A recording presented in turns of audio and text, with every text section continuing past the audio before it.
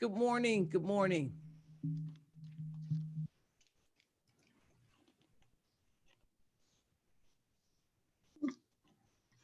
Good morning, everybody.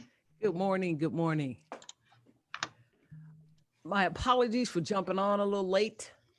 I had to quiet my fan. She was just going. It's like, ah. Annette, Okay. how's it going? Can't hear you. Can you hear us? Can you hear us? Uh-oh, that's the silence look. That's the look of silence. Yes. Yes. That's the look of what actually is going on. Okay, can y'all hear me? I think I can hear you now. Yes, there we go. Oh my God, I'm a nervous wreck. Come on. All right. I'm opening up these questions. Daphne, your mic is making that weird noise. Is it loose? Yeah, that little 10 thing. My hair. Whew. You know, I think my husband and my son know when I'm podcasting. Because that's when they want to call. Okay. Let's talk right now. Do not disturb. No. So, Annette, how did you meet Daphne? We met at a Girl and a Gun. Oh, nice. Yeah. Yeah. She's really good at shooting. When the zombie apocalypse finally happens, I'm going to Daphne's house. Yeah, I'm on her team. Thank you. Thank you. Thank you. Cool. Oh, is appreciated. So, hey, we're going to say hello and jump in. We've had a little, but Okay, this is my first time I've ever done this, Roberta. it is not a problem. Yeah. Okay. No worries. Okay. The cool thing is, if it doesn't come out well, we just do it again. We've re-recorded our interviews of each other like 3 times. Oh yeah, because it gets better as we do it. Yeah. We start learning new tricks. Hey, glasses, Roberta. Oh, you know what? I don't think I need them. Well, See? I can read mine. Yeah, I'm good. Okay then. Okay, hey, and you ready? What are we doing here? Intro or just going to start? No, we're just going to start. We're going to say hello, just welcome her in, and start off. Okay, So I'll let you do the welcome. Okay.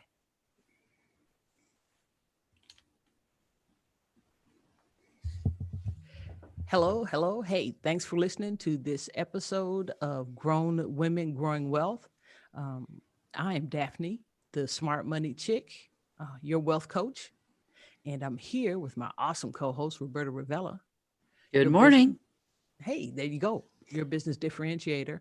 And we've got a great guest on this episode. It's Annette Berry. And she's going to talk to us about being a private investigator here in Texas. Good morning, ladies.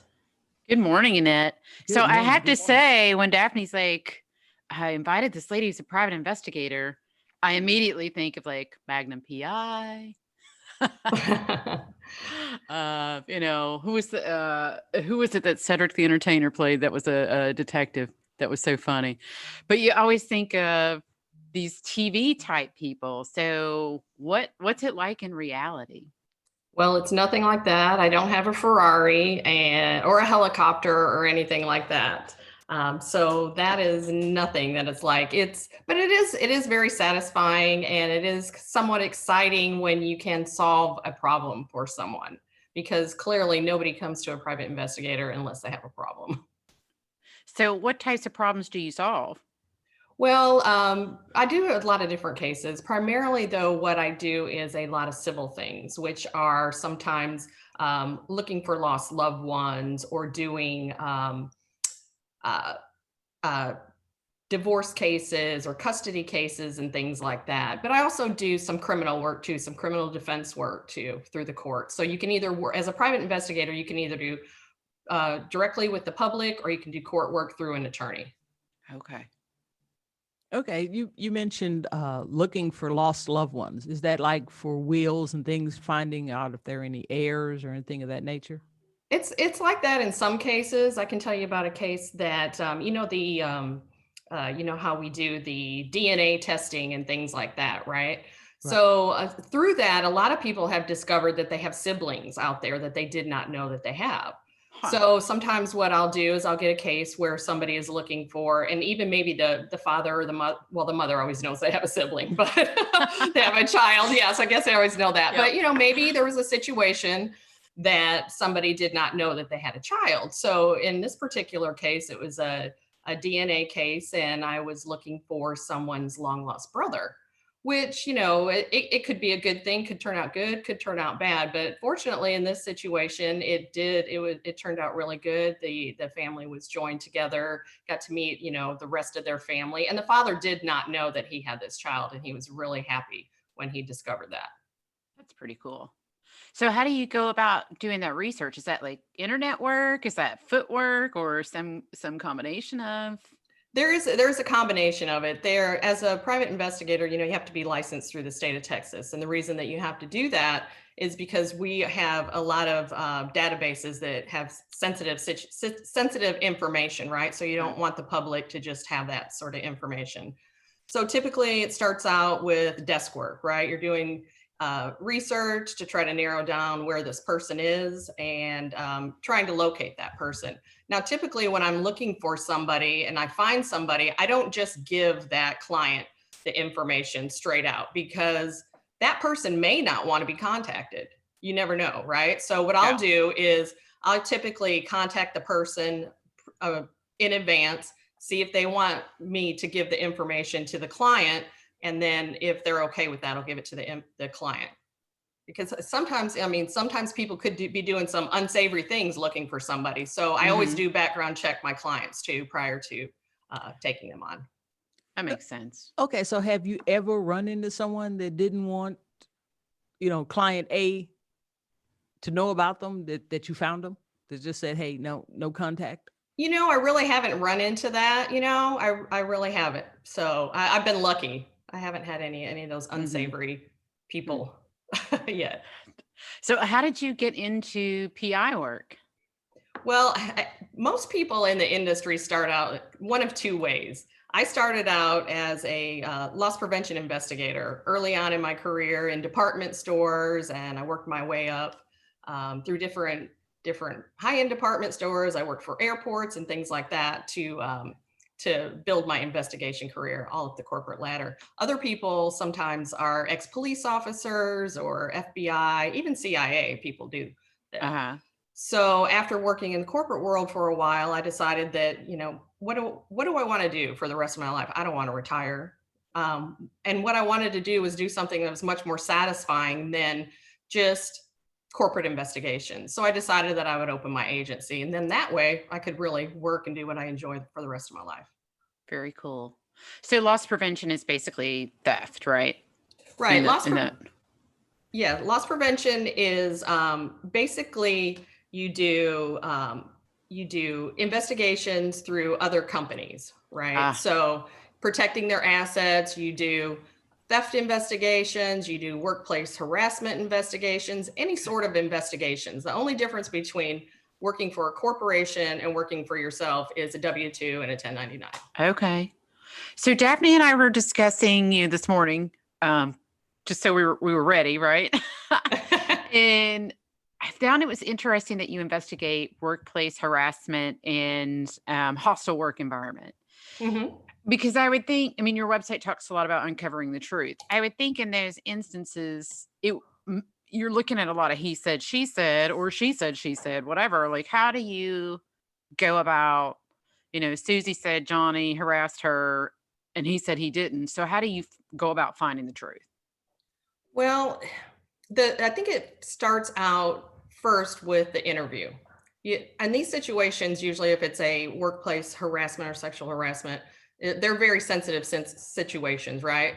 So Mhm. you have to sit down with everyone involved and interview them. You have to ask them questions. I'm trained to interview through a different associations that we have it's a special technique to be able to speak to people, ask them open-ended questions, read their body language, and get the information back. And so what you have to do is you have to gather all of that information, put it all together, and then basically what you can do is after you do that, you can get a pretty fair assessment of what the situation was. And sometimes people lie to you. But the thing is when people are lying to you, I think most of the time that. You really do. After you've talked to so many people for so many years, you can see it. You can see it, you can hear it. You really have to listen to what they're saying and what their body's telling you, because most communication is nonverbal, right? We Mhm. all know that. Mhm. So it's really important that to me, I prefer a face-to-face interview versus a phone interview or a Zoom interview or something like that. So I can look at people and understand what they're really telling me. And the truth is the truth 100% of the time. Yeah. The story will never waver if it's the truth. Right. Right. Interesting. You mentioned licensing and associations, particularly the association that gave you, I guess, the training to interview. Well, I belong to an association called TALI. It's Texas Association of Licensed Investigators. It's the biggest association in Texas. And what we are a group that networks with each other, aids each other, helps each other out in situations where you may need I may need an investigator in Dallas where I can't do something, or in Corpus or something like that. And all the investigators in Tally are licensed through the state. If you have to be licensed through the state of Texas, you have to have training, you have to take a test, you have to have background check. And it's really important that you always hire a licensed private investigator. And the reason that you do that is because there's such sensitive information. You don't want some Joe Blow off the street who could have a criminal background coming and interviewing somebody who may be a victim. Maybe somebody's a victim of a crime. You don't want that to happen. So it is a crime to work as an investigator in the state of Texas without a license. And in the association Tally, we also do help to try to regulate that with the state. If we find out that somebody is working unlicensed, we gather that information and turn it over to the state. So we kind of help police that as well. So you mentioned training. So there's like a private eye school. Well, there are several training schools.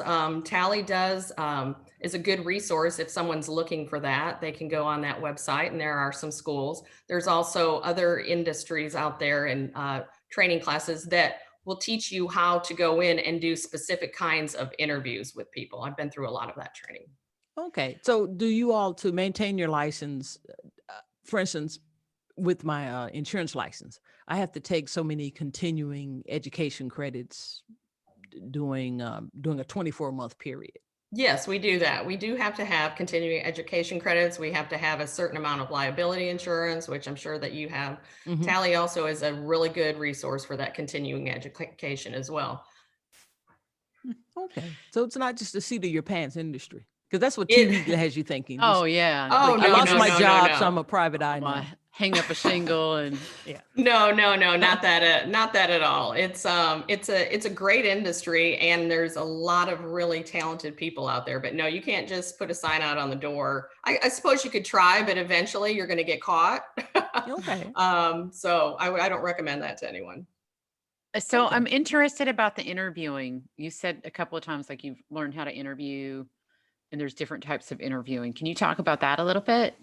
Yeah, there's different kinds of interviewing. And I think the best way that I could explain it is building a rapport and building confidence for the person that you're interviewing, so they feel like they're able to open up and give you the information that you need. Yeah, there's different types.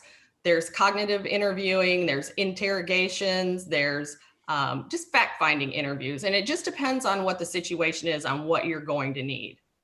I mean, if you have direct proof that somebody has done something illegal, Mhm. Sometimes you just use that direct interview situation. It's basically an interrogation. The difference between an interrogation and an interview is to gather the information. The interrogation piece of it comes in when you have that facts already and you're trying to elicit the confession. Interesting. So is some part of your job then pretty psychological, I guess? Like you have to be able to be a student of human behavior. Yes, absolutely. You really do. You have to learn how people react and what they do in certain situations. Now, do you have kids? Lots of body language. Do I Yeah. have children? No, I don't have any Okay. children. Let's say if you had kids, they probably don't like that you have that skill. But So you do could you probably use it on your nieces and nephews? Oh yeah, I use it on my friends on occasion when they're trying to keep a little secret from me. I'm like, because I'm pretty tenacious. I don't stop asking questions. Kind of like Daphne. Daphne's good at that. Yes. Oh dear. Oh dear. So so you mentioned that you started out in loss prevention. Mm-hmm. So where did you see the point where you said, "Hey, you know what? This could be." Was it an idea as a side hustle? Was it something you got into because of a layoff? What made you hang out your shingle? It was a side hustle about 5 years ago.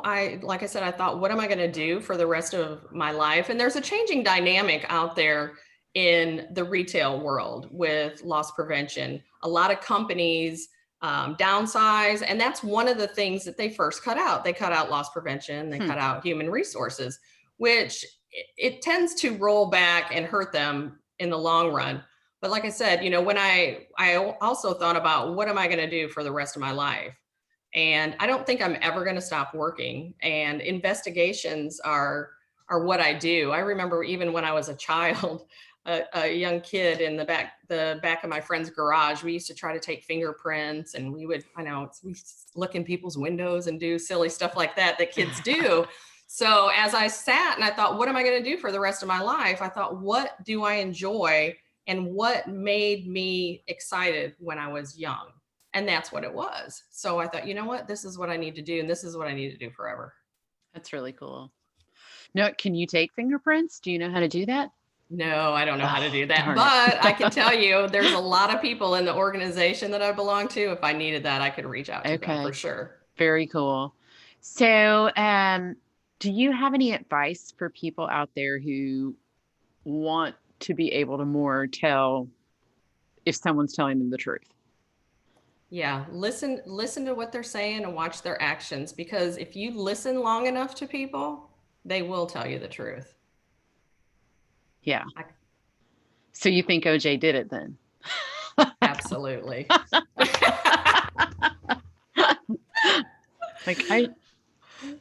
That's funny.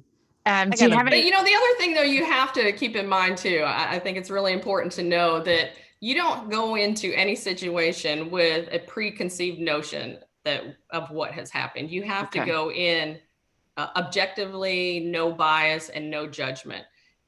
I'll get clients that may tell me one thing and maybe they think that their husband is cheating, and we go out and we do surveillance and things like that.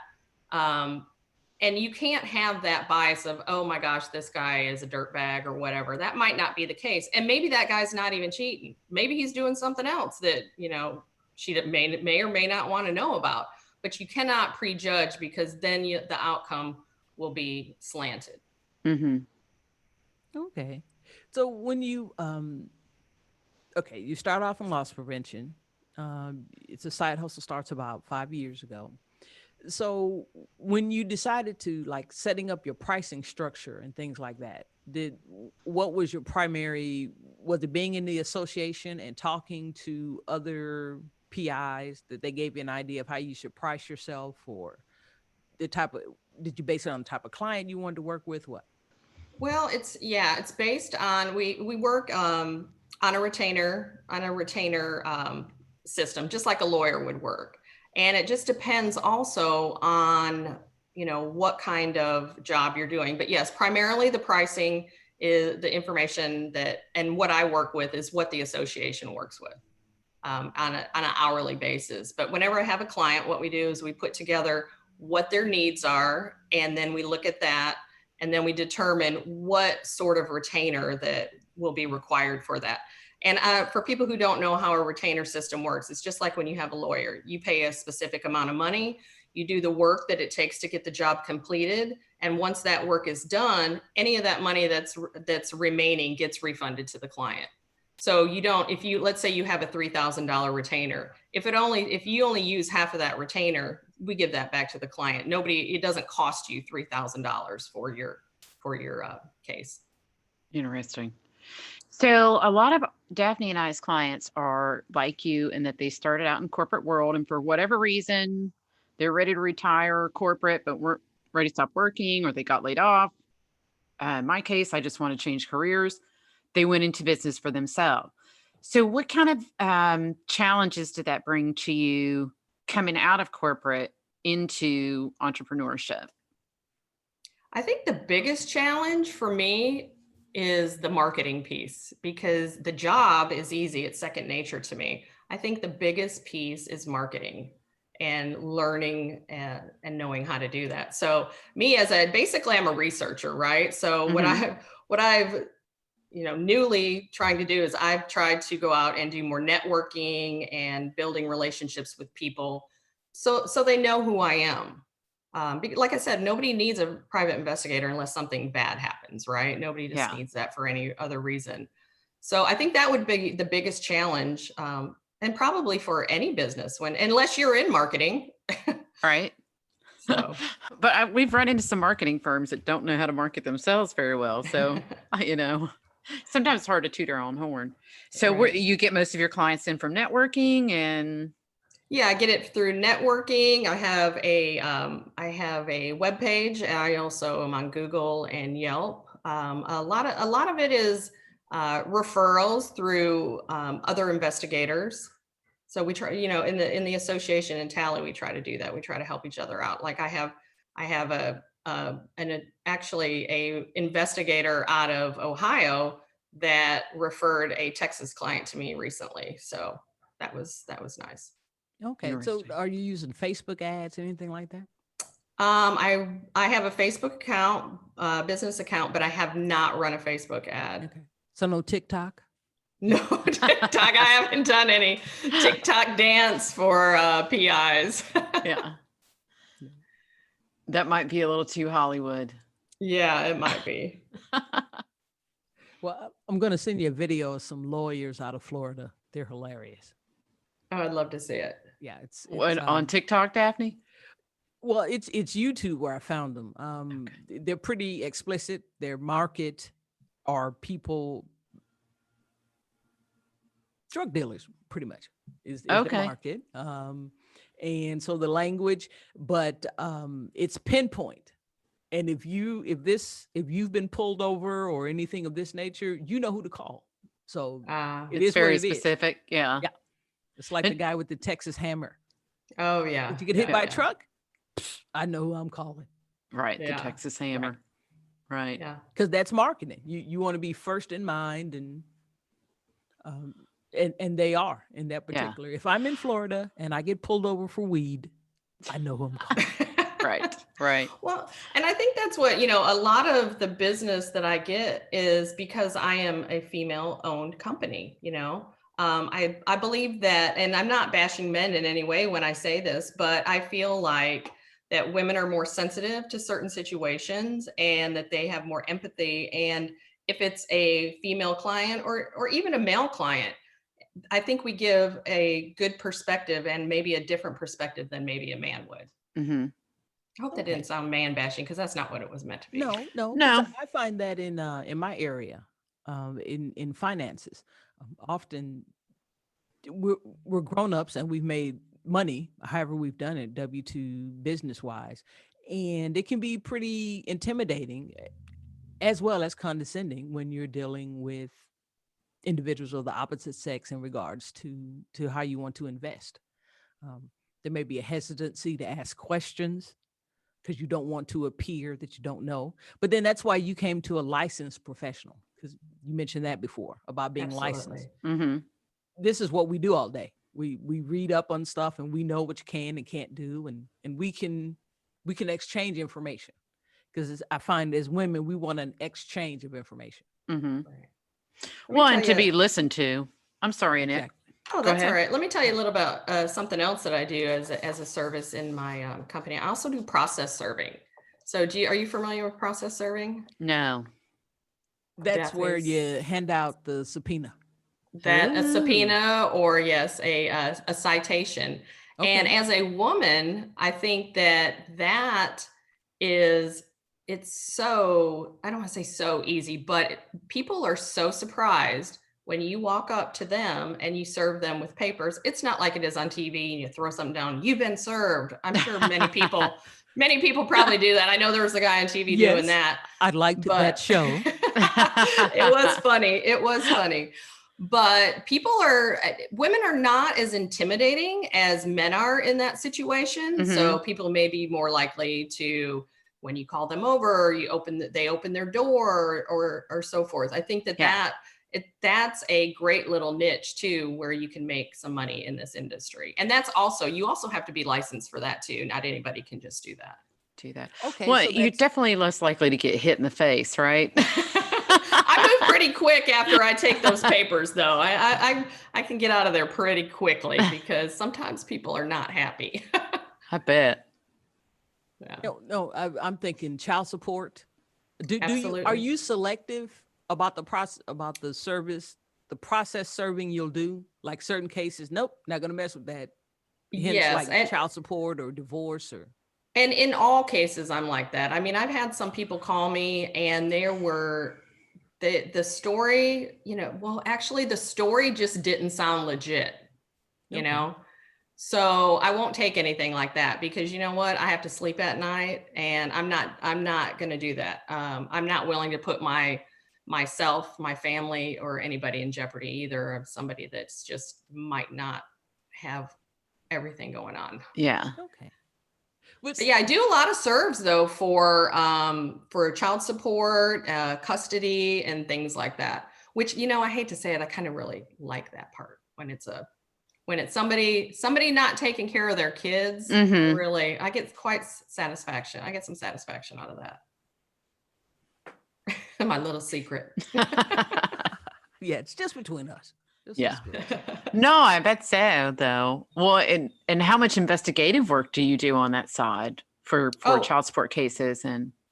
well, even to serve process, you have to investigate. You have to start out at your computer. You got to find out where the person is. You got to get the best location, first best address to be able to serve them because that's a flat rate.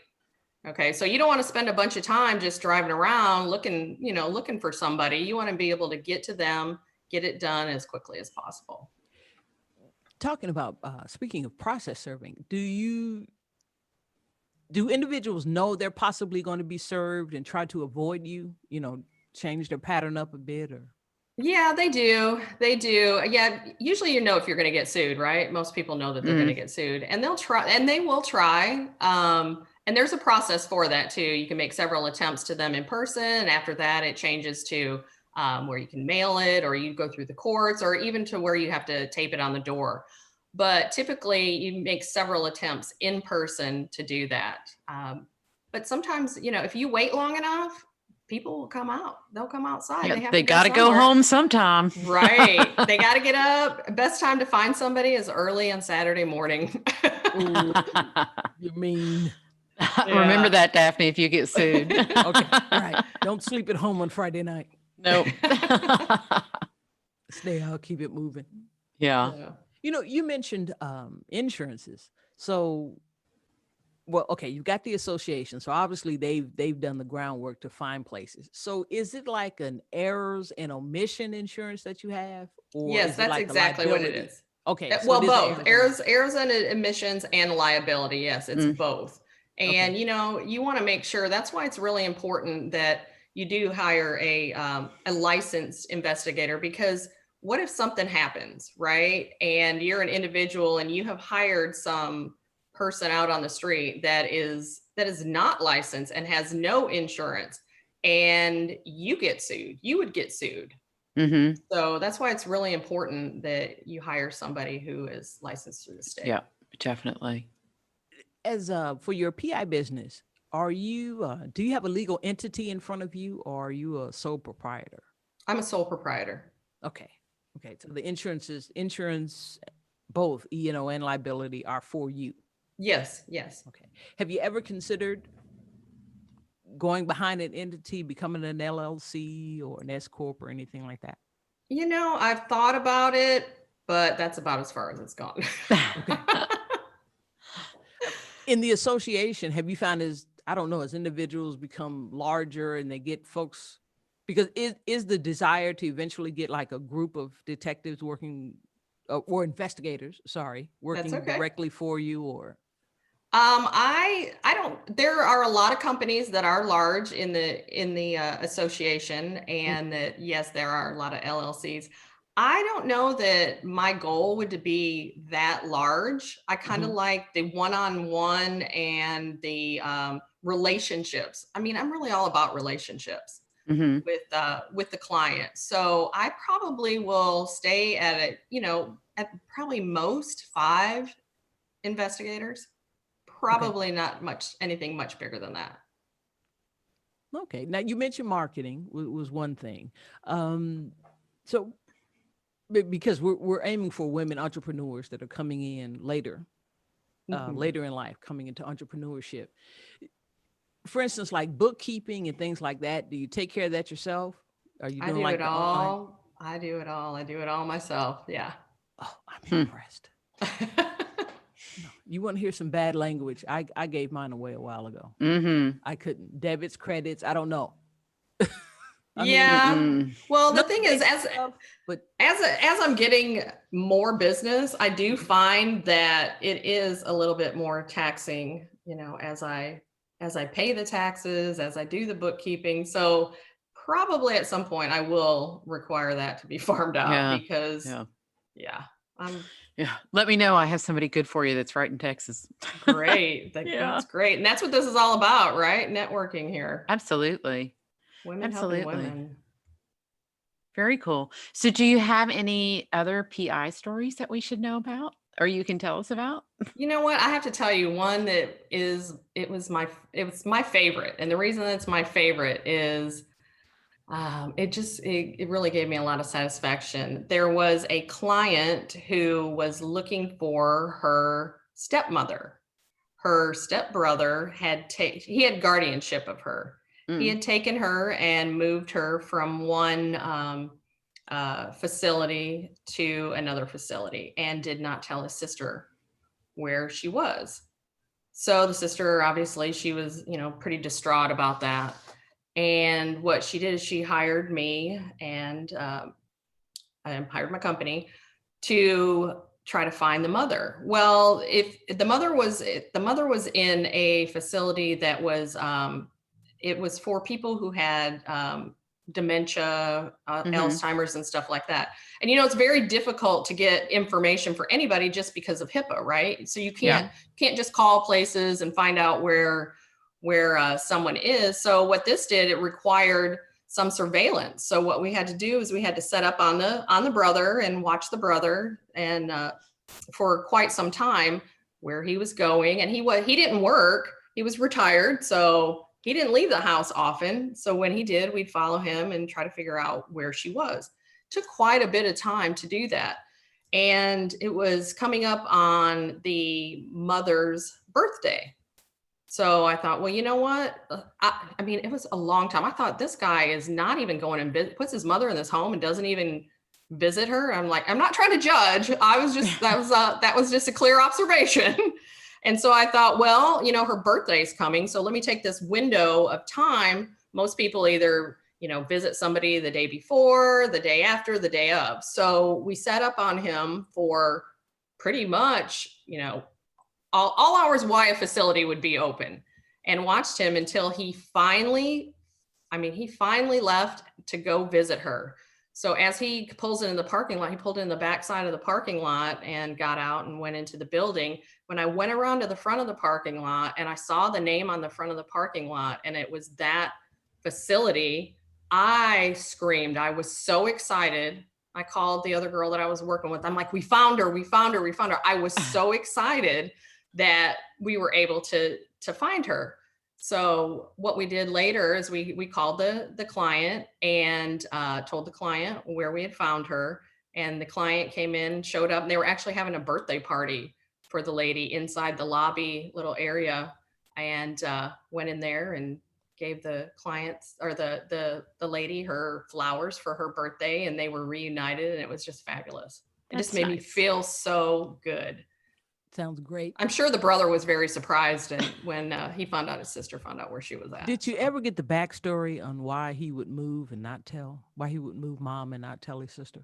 No, but you know what? That's probably one of the things that is dissatisfying about the job, because when I worked in the corporate world, you would start the investigation, you would see it through, you'd come to a conclusion, and you would know why somebody did something. Mhm. As a private investigator, you don't always know that. You gather the information and you give it to someone, and then they go forward and make a decision on what they're going to do or not do in the situation. So sometimes that little piece of satisfaction isn't there. Okay, unlike TV where you get the monologue at the end about why. Right, Yeah. right. Yeah, there's no story at the end. You know, Mm. sometimes you get to see it. Sometimes the client will call you and thank you and, tell you what happened at the end. But sometimes, sometimes when you give people information, they don't want to do anything with that information after you give it to them. And that's their prerogative. And I Mhm. always tell people that when I hire them, especially when it's somebody that it may be a divorce situation or something like that. Because I've had people say, well, if I get the information, then I'm forced to make a decision. I said, you're never forced to do anything. I'll get you the information and you can decide to do what you want with that information.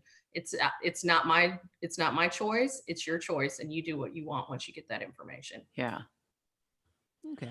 Do you have a favorite fictional detective, that you read about or TV or anything? I know like this that? is going to sound crazy when I tell you this, and it's a man too. Okay. Okay. Do you remember the Rockford Files? I'm aging Yes. myself right here. Oh, And yeah. the reason $200 a day plus expenses. Yes. Jim Rockford. Jim Rockford. Yeah. I'm gonna have the that song, the theme song to that show in my head all day now. Yeah, I love that. I love that show. The Crack me Rockford up. Files. Yeah, I he was- lived in a ratty trailer. Remember that? Oh, Yep, yep, yep. But back then, $200 a day, that was some that was real pretty good in money. the 70s. Oh yeah, Yeah. Those expenses. Yeah. Yeah. I was thinking of I don't know if you saw the movie Easy Rawlins, Devil in a Blue Dress. I don't It think was I've a seen that. Denzel Washington movie. He was back in the 40s. Well, a little bit after World War II. That's when it's set.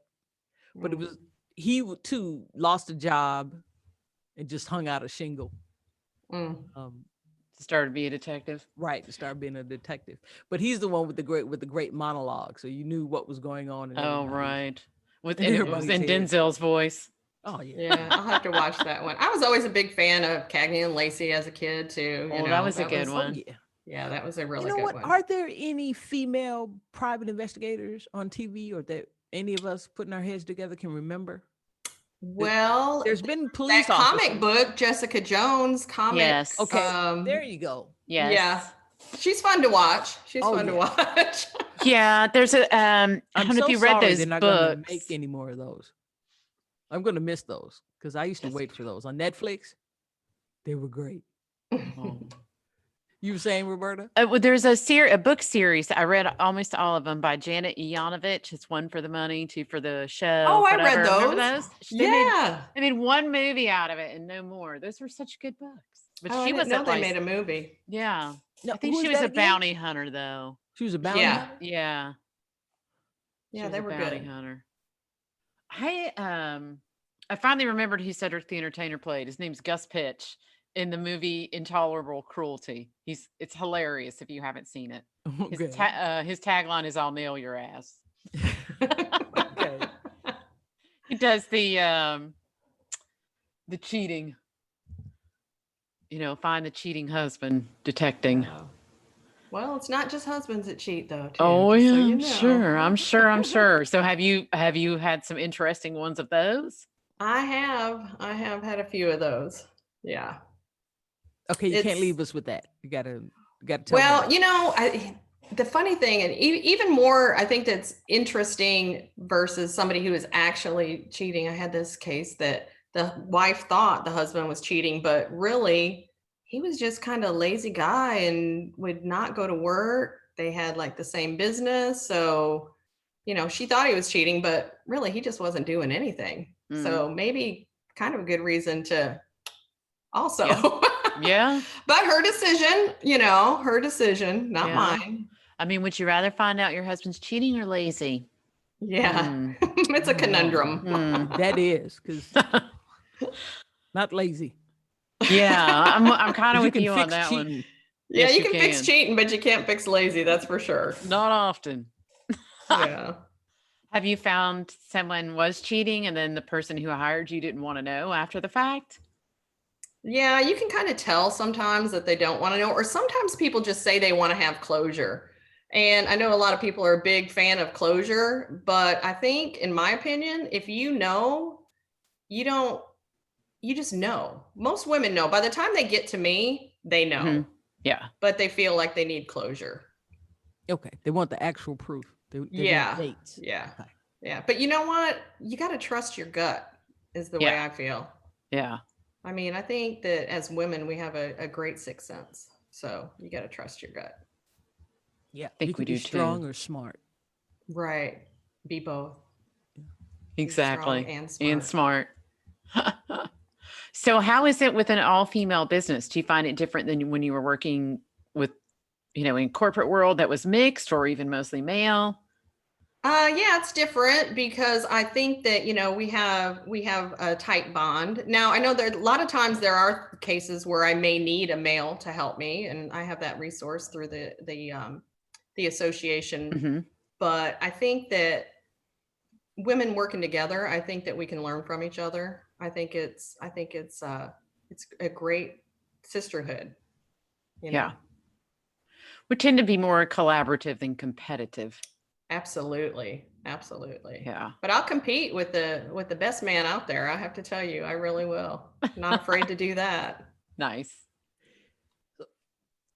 Getting back to the business part, your marketing, where have you found your biggest bang for your buck? Because you mentioned Google, you mentioned Yelp. I think the biggest bang for my buck has been the association. I'm really kind of in the middle on the Google and Yelp thing. But like I referred to earlier, the being woman owned and operated, I think that has generated a lot of clients. It's led a lot of clients to me. I'm kind of weighing out the Yelp and the Google right now. So I think people tend to lean towards Google for looking for somebody like me versus Yelp. But I've got a lot of good clients off of Yelp too. So it's kind of, really need to look at the analytics a little better. Yeah. Well, here's the other thing. If you Google private investigator near me or whatever, and you personally, you've got all those Yelp reviews, you'll pull from the Yelp reviews to the first page. Right. Definitely. Yeah. Are you doing pay-per-click or just SEO? I did pay-per-click for a little while there. Now it's just SEO. Okay. Yeah. I need to get. Are you doing? You say you've got a Facebook page. Are you doing any lives or? No, I told you this is like my very first broadcast right here. So I probably sound a little nervous, but yeah, I know you're great with that. You are great with that. So I need to take a little bit of advice from you and get out there. And yes, this is the best year ever, right? I need to get out there and do that. I would think in content marketing that we're all told to do these days, that people would really like, top 3 ways to know your spouse is cheating. I mean, it sounds like a Cosmo article, but it always gets you to pick up the Cosmo and take the quiz, right? Like people want to, how do I know, how do I talk to my kids to know if they're lying to me? Especially, in the current environment, you hear so much about truth. How do I know somebody's telling me the truth? How do I know I'm reading the truth? How do I bet you could really pull in some people from just, which is also on your website. I noticed that the first thing on your website is uncovering the truth. Yeah. Uncovering the truth. Yeah. You have to, I guess, everybody needs a tagline, but truly, I believe that that's that's who I am. And that's what's important, is diligently gathering information and getting the facts and giving it to people so they can make their own decision. And, regardless of the outcome, the truth is the truth. Yes. Do you use any paid networking groups? I started doing that a little bit. I went on to the Meetup app and I looked for some women's associations, like coffee click things, stuff like that. But that was early on, before the COVID hit us. So I never really got much further in that. But that would be something that I would be interested in doing. And I know you had, I believe her name was Tony on. I listened to the podcast with her, and because she's all about that, right? Selling her product, marketing, and all of that. And it really resonated with me, that it's really important that you invest in yourself and you pay for these groups. If you want something, if you're going to groups that are free, you probably are going to be around people that just want free stuff, right?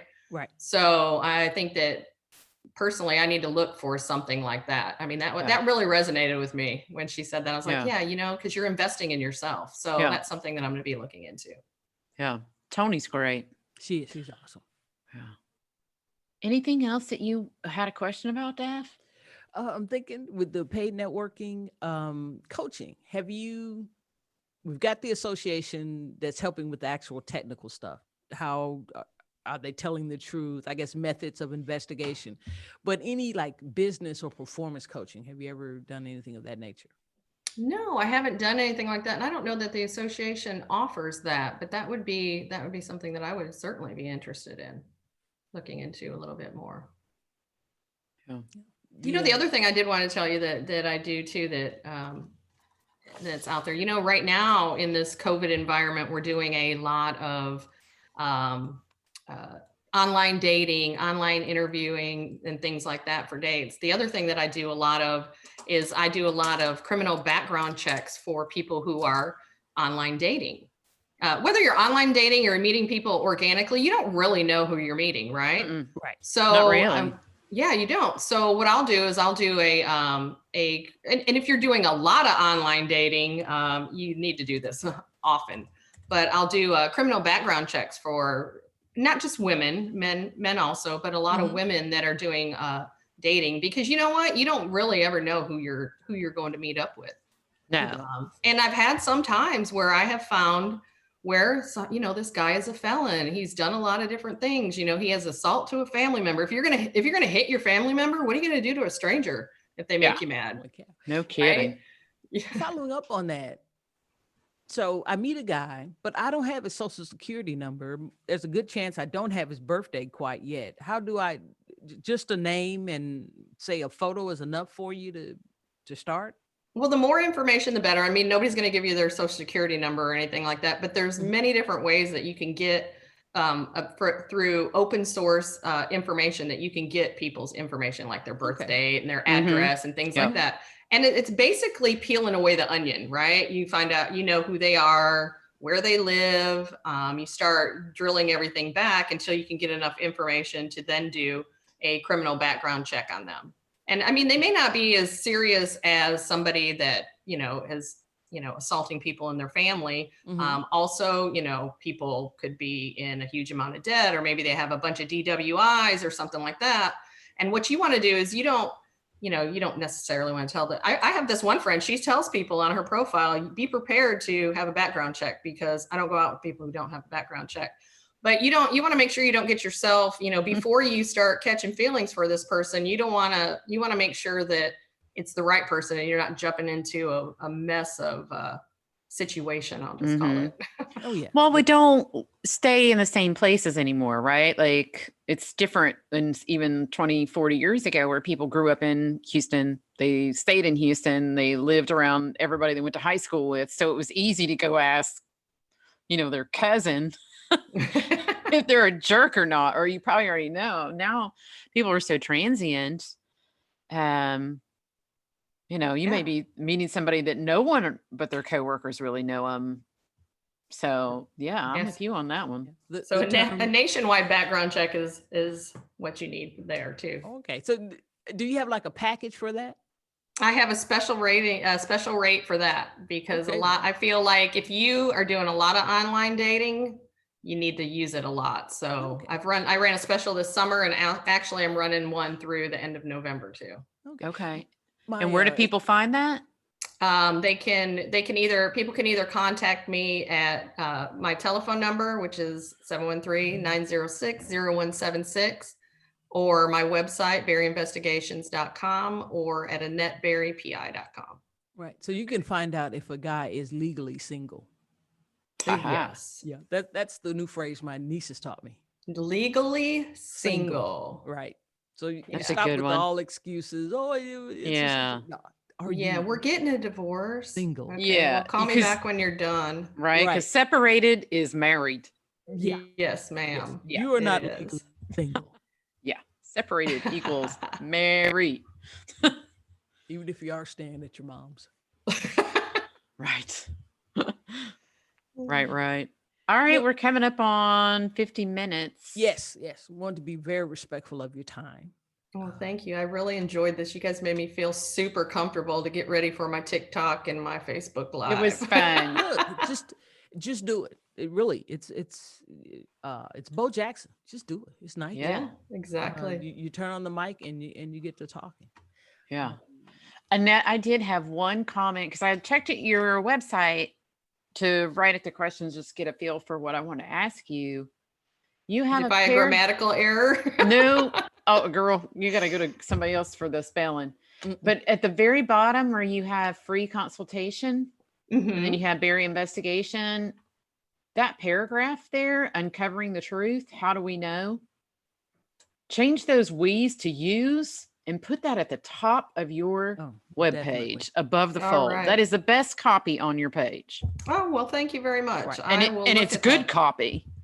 Good. That's yes. what I want to know. Okay. I don't care about anything else until you say, how do we weed out half-truths, deceit, fiction, theory from what we know, true and believe? I'm like, yep, that's what I want to know right there. All right. Well, thank you Right. for that piece of advice. I appreciate that. Oh yeah. Whatever you're looking for, we aim to please. Yes, But hey, Y'all are tell us one awesome. more time where people can find you. You can find me at berryinvestigations.com, annetteberrypi.com, or at my telephone number is 713-906-0176.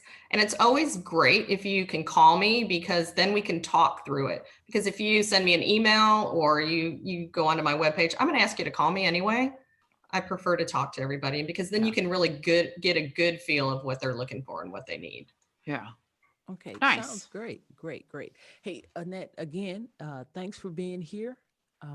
It's been awesome having you. And we're going to have to let you go because I know you got lots of PI and investigative stuff to do. So that's awesome. Hey, well, we're going to get together on the range. So that's awesome. Yeah. Thank you very much, ladies. I appreciate it. All right. Thank you. Have a great Bye-bye. day. Bye-bye.